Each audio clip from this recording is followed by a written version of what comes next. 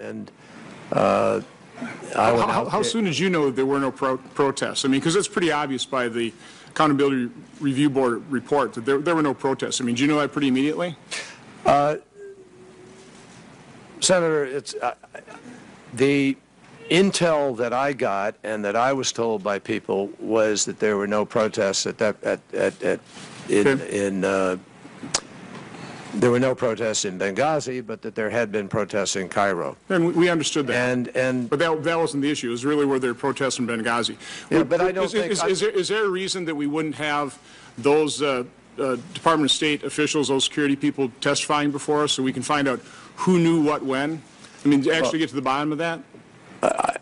There's no reason down the road, I would assume, but for the moment, I know that there is an FBI investigation going on because I personally called the FBI director and was debriefed by him and was told that they're making progress and that some things, may or may not be ripe to take place in the not-too-distant future. Okay. Will you work with me then on an ongoing basis then so we can get that behind us, so we can find out what actually happened?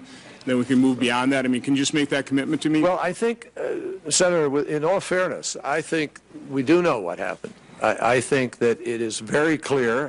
Were you at the briefing with the tapes? No. Well, there was a briefing with tapes, which we all saw, those of us who went to it, which made it crystal clear. We sat for several hours with our intel folks who described to us precisely what we were seeing. We saw all of the events unfold. We had a very complete and detailed description. Yes, but we know what happened in Benghazi now because we have the reports. What we don't know is why we were misled. But again.